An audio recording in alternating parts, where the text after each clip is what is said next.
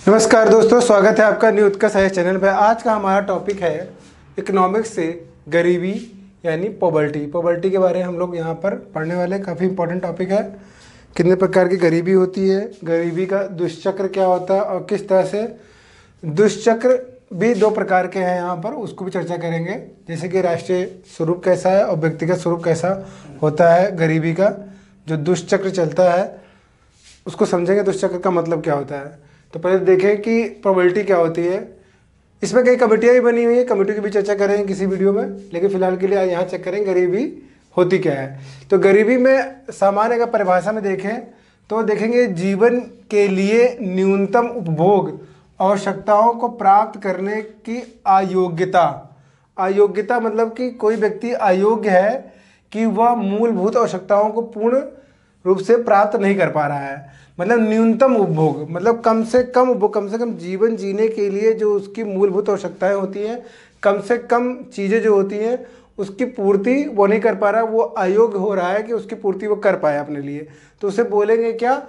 Probability यानी गरीबी बोलेंगे। अब गरीबी के यहाँ पर प्रकार भी हैं, दो प्रकार हैं। एक है सापेक्षिक गरीबी, दूसरा है निरपेक्ष। सापेक्षिक यानी रिलेटिव पॉवर्टी, निरपेक्ष गरीबी यानी एब्सोल्यूट पॉवर्टी। सापेक्ष का मतलब होता है जब कुछ सापेक्ष जब शब्द का इस्तेमाल करते हैं हम लोग तो कोई चीज़ क्या कहते हैं, किसी चीज़ से जोड़ के देखा जाता है। और जब निरपेक्ष कहते हैं तो वो एब्सोल्यूट होती है, मतलब उसको किसी के साथ कंपेयर नहीं किया जाता है। ठीक है, मतलब कोई भी चीज़ होती है वो अपने आप में स्वतंत्र हो, उसे हम लोग बोलेंगे निरपेक्ष है वो। और जो चीज़ स्वतंत्र नहीं होती है, किसी न किसी चीज़ जुड़ी होती है या किसी से तुलना करके ही उसको परिभाषित किया जाए तो उसे हम लोग बोलेंगे सापेक्षिक गरीबी यानी रिलेटिव पॉवर्टी बोलेंगे हम लोग। अर्थात गरीबी के संदर्भ में जब इस चीज़ को समझेंगे तो हम ये कहेंगे कि विभिन्न आय वर्ग के बीच विषमता प्रदर्शित करती है ये सापेक्षिक गरीबी। विभिन्न आय वर्ग मतलब कि एक वर्ग काफ़ी अमीर है, एक वर्ग काफ़ी गरीब है, या कम गरीब है या ज़्यादा गरीब है, कम थोड़ा अमीर और थोड़ा गरीब के बीच में तुलना की गई है। ठीक है, तो दो व्यक्तियों के बीच में मान लीजिए किसी की आय जो है मंथली इनकम जो है किसी की मान लीजिए 5,000 रुपये है और किसी की है 2,000 या 2,500 मान लीजिए है।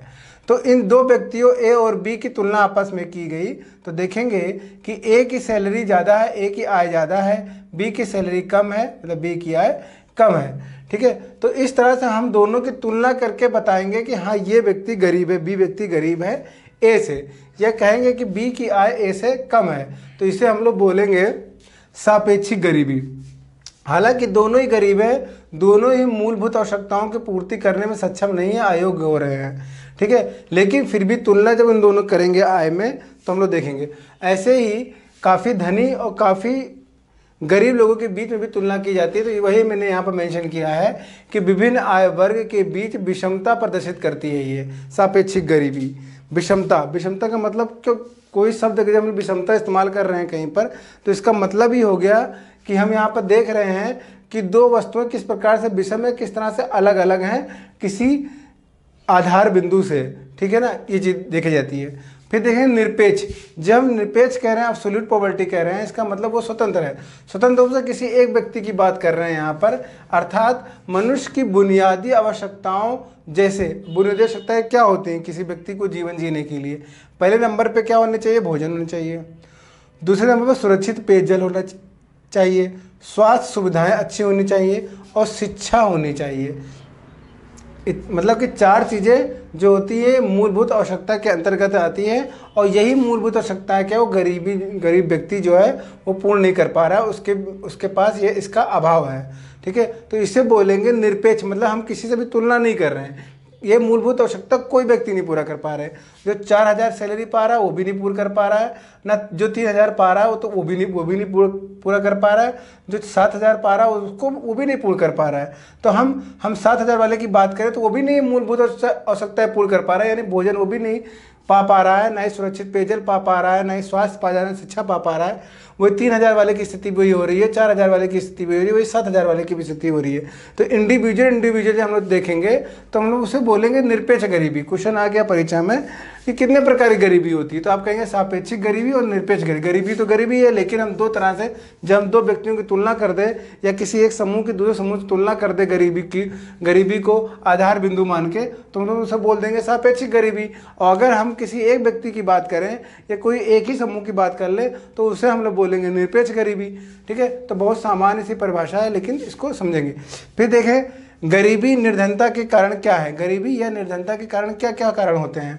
तो अगर आपसे पूछा जाए कि आप बताइए कि निर्धनता के कारण क्या होता है, तो सबसे पहले आपके दिमाग में क्या आएगा कि हमारी आय नहीं है, मतलब हमारी आय अच्छी नहीं है। तो आय अच्छी नहीं कब नहीं होती, जब आप बेरोजगार होंगे तो आपकी आय अच्छी नहीं होगी या आय बिल्कुल नहीं होगी। ठीक है, तो ये चीज़ें हम लोग कहते हैं कि ये सबसे पहले हमारे दिमाग में आता है कि बेरोजगारी के कारण ही निर्धनता बनी हुई है, और ये एक प्रमुख कारण भी है। अगर क्वेश्चन आ गया कि प्रमुख कारणों, कई कारण दे रखे हैं, प्रमुख कारण क्या है गरीबी का, तो बेरोजगारी एक प्रमुख कारणों में गिना जाता है। इसके अलावा जो अप्रत्यक्ष कारण होते हैं उसको भी गिना जाएगा, जैसे तेज़ी से बढ़ती जनसंख्या। जब तेज़ी से बढ़ती जनसंख्या होगी, यानी जब जनसंख्या जिस देश की ज़्यादा अधिक होगी, तो जो आपके संसाधन होंगे वो उन जनसंख्या के बीच में बढ़ते हैं। तो संसाधनों की संख्या जब कम हो जाएगी, क्योंकि जनसंख्या बढ़ी हुई है तो संसाधनों की संख्या कम होगी और इससे गरीबी बढ़ेगी। मतलब वही चीज़, संसाधन घट जाएंगे, मतलब संसाधन क्या है, संसाधन है भोजन, संसाधन है सुरक्षित पेयजल, संसाधन है स्वास्थ्य, संसाधन है शिक्षा, यह कम हो जाएगी क्योंकि जनसंख्या बढ़ी हुई है। तो तेज़ी से बढ़ती जनसंख्या गरीबी का एक कारण है। राष्ट्रीय आय जनसंख्या की तुलना में काफ़ी कम है, तो ये भी किसी तरह से जनसंख्या से जुड़ा हुआ कि बढ़ी हुई जनसंख्या के कारण ही राष्ट्रीय आय भी कम है। पंचवर्षीय, अब देखेंगे कारण क्या रहा, पंचवर्षीय जो भी योजनाएं चली उस दौरान आर्थिक समृद्धि की दर और प्रति व्यक्ति आय वृद्धि दर बहुत ही कम रही है, तो ये भी एक कारण रहा है। भारत में चिरकालिक बेरोजगारी एवं अल्प रोजगार की समस्या पाई जाती है। आप जब रोजगार पढ़ेंगे तो वहाँ पर आप लोग देखेंगे। भारत में पूंजी का स्टॉक और पूंजी का निर्माण की दर काफ़ी कम है। जब पूंजी का निर्माण होगा ही नहीं तो लोगों की पूंजी कहाँ से होगी। ठीक है, क्योंकि जब किसी देश में पूंजी का निर्माण जितना अधिक होता है तो उसी हिसाब से लोगों की आय भी अधिक होती है। भारत में आज भी योग्य एवं कुशल उद्यमकर्ताओं का अभाव है। कुशल, अगर कोई व्यक्ति के पास किसी उद्यमता का कौशलता नहीं है, उसको कौशल नहीं प्राप्त है, तो वो किसी प्रकार का रोजगार खुद से सृजित नहीं कर सकता। वो मजदूरी कर सकता है लेकिन किसी प्रकार का उद्यम नहीं कर सकता, किसी प्रकार का कारखाना नहीं चला सकता, किसी प्रकार की फैक्ट्री नहीं चला सकता, किसी प्रकार की कंपनी नहीं चला सकता। क्यों? क्योंकि उसके पास कौशल नहीं है किसी विशेष क्षेत्र में। तो वो कुशल उद्यम कैसे होगा? तो ये भी एक रीज़न है कि हमारी शिक्षा में भी क्या है, दोष है। ठीक है, जिसके चलते गरीबी एक प्रमुख बिंदु बना हुआ है। नेक्स्ट बिंदु क्या है? बेरोजगारी की समस्या निर्धनता को बढ़ावा देती है और ये प्रमुख कारणों में गिना जाता है, जो कि मैं आपको पहले बता चुका हूँ। भारत में आय का असमान वितरण। असमान वितरण का मतलब ये है कि कुछ खास लोगों के पास ही, कुछ विशेष लोगों के पास ही धन का संचय है, मतलब कि धन का केंद्र है, जिसके कारण से और जो व्यक्ति हैं और जो जनसंख्या है उनके पास धन नहीं है। अगर आप देखेंगे तो प्रति व्यक्ति आय लाखों में भी निकलती है, लेकिन लोगों के पास लाख तो है नहीं, क्योंकि वो जो लाख है वो कुछ विशेष लोगों के पास ही है। ये असमान वितरण भी गरीबी का एक कारण बना हुआ है। अब इसके बाद देखेंगे, ये तो गरीबी की बात है, लेकिन गरीबी का जो दुष्चक्र होता है, दुष्चक्र में हम लोग ये देखते हैं कि जब गरीबी होती है तो किस प्रकार से ये आगे बढ़ती रहती है और किस प्रकार से ये देश की समस्या या किसी व्यक्ति की समस्या कंटिन्यू बनी रहती है, उसको हम लोग चक्र के माध्यम से समझेंगे। तो चलिए आइए देखते हैं। यहाँ पर पहले नंबर किसी भी बिंदु को यहाँ से ले लें, जैसे कि ले लें कि बेरोजगारी की समस्या है। प्रथम बिंदु यह है कि शुरुआत हम करते हैं किसी व्यक्ति के जीवन में कि उसके पास बेरोजगारी की समस्या है, यानी वो बेरोजगार व्यक्ति है या कम आय का व्यक्ति, उसको बेरोजगारी में काउंट किया गया। बेरोजगारी की समस्या है। जब बेरोजगारी की समस्या होगी तो क्या कहा जाएगा कि निम्न प्रति व्यक्ति आय है, मतलब उसकी आय कैसी है, बहुत ही कम है, मतलब उसके परिवार की निम्न प्रति व्यक्ति आय है। ठीक है, और जब उसके प्रति व्यक्ति आय कम होगी तो क्या होगा, जब आय कम है तो उसकी निम्न स्वास्थ्य सेवाएं उसको प्राप्त होंगी और उसके शिक्षा का स्तर क्या होगा, कम होगा। जब व्यक्ति के पास आय, बेरोजगार है और जब उसकी आय ही नहीं है तो वह ना तो अच्छी स्वास्थ्य सुविधाओं का लाभ ले पाएगा और ना ही वह अच्छी शिक्षा ले पाएगा। और जब वो अच्छी शिक्षा नहीं ले पाएगा तो जब शिक्षा नहीं लेगा तो वो देश में किसी प्रकार के उत्पादन में सहयोग नहीं दे पाएगा, क्योंकि किसी भी वस्तु के उत्पादन में एक विशेष कौशल की आवश्यकता होगी और कौशल प्राप्त करने के लिए आपके पास शिक्षा का होना बहुत ज़रूरी है, और जिसके कारण से आप उत्पादकता में योगदान नहीं दे पाएंगे। और जब उत्पादकता में योगदान नहीं दे पाएंगे तो बचत एवं निवेश में की जो दर होगी बहुत ही कम होगी, बचत नहीं कर पाएगा वो।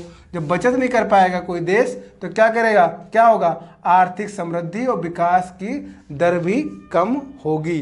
तो अंतिम परिणाम किसी भी देश के लिए क्या हुआ कि आर्थिक समृद्धि और विकास की दर कम हो जाएगी। अब ये देखिए चक्र ही है कि किसी भी देश में अगर बेरोजगारी अधिक है तो वहाँ पर ये स्थिति देखने को आपको मिलेगी ही मिलेगी कि बेरोजगारी है तो निम्न प्रति व्यक्ति आय है, निम्न प्रति व्यक्ति आय है तो उसकी स्वास्थ्य और शिक्षा सेवाएं का स्तर कम है। जब शिक्षा का स्तर कम है तो वो उत्पादकता में उतना योगदान दे नहीं पाएगा। जब उत्पादकता में योगदान नहीं दे पाएगा तो बचत और निवेश की दर भी कम होगी, और जब बचत और निवेश की दर कम होगी तो आर्थिक समृद्धि और विकास की दर भी कम होगी। तो ये तो हो गया गरीबी के दुष्चक्र का राष्ट्रीय स्वरूप। राष्ट्रीय स्वरूप कैसा होने वाला है, ऐसा होगा अगर बेरोजगारी होगी, या सीधे कह ले कि अगर प्रति व्यक्ति आय कम होगी। और प्रति व्यक्ति आय कम कब होती है, जब वो बेरोजगार होता है। अब देखें कि गरीबी के दुष्चक्र का प्रति व्यक्ति स्वरूप कैसा होगा। अब व्यक्तिगत स्वरूप की हम यहाँ बात कर रहे हैं। व्यक्तिगत स्वरूप में हम लोग देखें कि किसी उठा ले कि कोई परिवार क्या है, गरीब है, परिवार में गरीबी है, परिवार में गरीबी है, मान लिया मैंने कि परिवार में गरीबी है, ठीक है, वो परिवार धनी नहीं है, गरीब है। तो जब परिवार गरीब होगा तो बच्चों का लालन पालन पोषण जो होता है वो गरीबी में ही होगा, मतलब कि उसका पालन पोषण अच्छा नहीं होगा। बच्चों के पालन पोषण में गरीबी देखने को मिलेगी, और जब गरीबी देखने को मिलेगी तो बेहतर खान पान, स्वास्थ्य और शिक्षा सुविधाएं उन बच्चों को नहीं मिल पाएगा, क्योंकि परिवार गरीब है और बच्चों का पालन पोषण भी गरीबी में हुआ है। तो उनका खाना पीना अच्छा नहीं रहा है, स्वास्थ्य सुविधाएं अच्छी नहीं रही, शिक्षा का स्तर भी अच्छा नहीं रहेगा। और जब शिक्षा का स्तर, इन सब चीज़ें नहीं अच्छी रहेंगी तो खान पान, शिक्षा, स्वास्थ्य के अभाव के कारण कौशल का कम विकास होगा। मतलब शिक्षा, भाई वो उसके स्वास्थ्य, उसका किसी व्यक्ति का, किसी बच्चे का स्वास्थ्य अच्छा नहीं है तो उसका पढ़ाई में मन नहीं लगेगा, वो किसी प्रकार का कौशल नहीं प्राप्त कर पाएगा, क्योंकि उसने शिक्षा नहीं प्राप्त की है, क्योंकि उसका स्वास्थ्य अच्छा नहीं रहा है, क्योंकि उसका खान पान अच्छा नहीं रहा है, ठीक है। तो वह किसी कौशल में पार्टिसिपेट नहीं कर पा रहा है या किसी कौशल को प्राप्त नहीं कर पा रहा है। और जब कौशल को प्राप्त नहीं कर पाएगा तो कौशल का विकास ना होने के कारण रोजगार भी प्राप्त नहीं कर पाएगा, या रोजगार प्राप्त करने में उसको परेशानी होगी। और जब रोजगार प्राप्त करने में परेशानी होगी तो रोजगार ना मिलने के कारण गरीबी का स्तर तोड़ने में विफल हो जाएगा व्यक्ति, ठीक है। यानी गरीबी का स्तर वो फिर नहीं तोड़ पाएगा और उसका परिवार कुल मिला के जनरेशन टू जनरेशन गरीब ही बना रहेगा। मतलब जो जनरेशन गरीब पहले थी वो उसने उस गरीबी को अपने अगली जनरेशन में उस गरीबी को ट्रांसफ़र कर दिया। मतलब कि मैं गरीब था, मैं गरीब मरा, अब मेरे बच्चे भी गरीब मरेंगे। तो ये तरह से ये स्थिति कब पैदा हो रही है, जब गरीबी का दुष्चक्र व्यक्तिगत जो स्वरूप है इसका ये देखने को मिल रहा है। तो ये चीज़ बहुत ही सामान्य सी चीज़ है समझने के लिए, लेकिन जब मान लीजिए आप पेपर दे रहे हैं मेंस का और आपको लिखना है कि गरीबी के बारे में डिस्क्राइब करिए या गरीबी के प्रभाव के बारे में डिस्क्राइब करिए या गरीबी के कारणों के बारे में बताइए आप, तो आप उस राष्ट्रीय स्वरूप और व्यक्तिगत स्वरूप को जब अपने पेपर में मेंशन करेंगे तो आपको इसके लिए अच्छे मार्क्स मिलेंगे। जब आप इस फ्लो चार्ट के माध्यम से या अपने हिसाब से भी उसको आप बना सकते हैं समझाने के लिए, और इसको आप थ्योरी के फॉर्म में भी लिख सकते हैं कि किस तरह से गरीबी जो होती है जनरेशन टू जनरेशन और परिवार को परिवार जो होता है गरीबी के कारण अगर उसको अच्छी शिक्षा स्वास्थ्य सुविधाएं नहीं मिल रही है तो वो आने वाली जनरेशन गरीब ही बनी रहेगी।